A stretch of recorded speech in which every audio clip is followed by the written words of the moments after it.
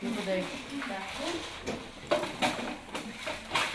кванториуме кипит работа. Учащиеся педагоги и энтузиасты активно готовятся к предстоящему чемпионату, который обещает стать настоящим праздником науки, технологий и инноваций. RoboCommand – это чемпионат по робототехнике, который станет отличной возможностью для участников продемонстрировать свои навыки, обменяться опытом и получить новые знания. Мы не первый год организовываем RoboCommand, и в этом году решили совместно с Центром одаренных детей «Олимп» организовать чемпионат по робототехнике Северо-Кавказского федерального округа.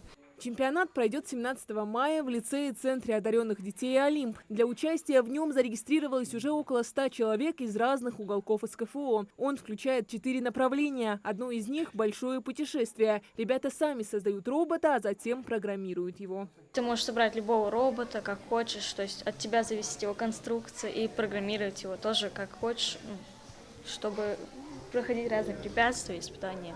В соседнем блоке команды усердно тренируют своих роботов для участия в футбольных матчах. Для этого нужны те же навыки, что и в игре в настоящий футбол. Поэтому желающих принять участие в этом направлении много.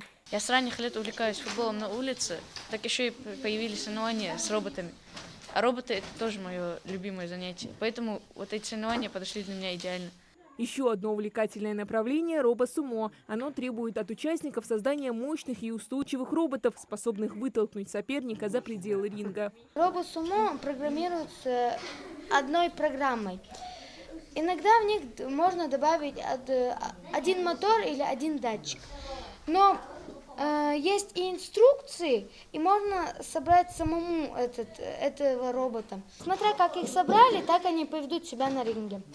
Я еще не знаю, как будет мой вести, но мне кажется, что он выиграет в этот раз. Юные инженеры и программисты готовят своих электронных подопечных к серьезным испытаниям под руководством опытных наставников. Наставник им предоставляет полигон или хотя бы примерный полигон, и дети готовятся по нему. То есть, если у них что-то не получается, они обращаются к преподавателю, наставник их исправляет, и так вот дети самостоятельно подготавливаются. Здесь царит атмосфера подъема и инженерной мысли. Предстоящий чемпионат станет кульминацией всей этой напряженной работы. Хадиджа Ивлоева, Султан Магушков, Магаз 24.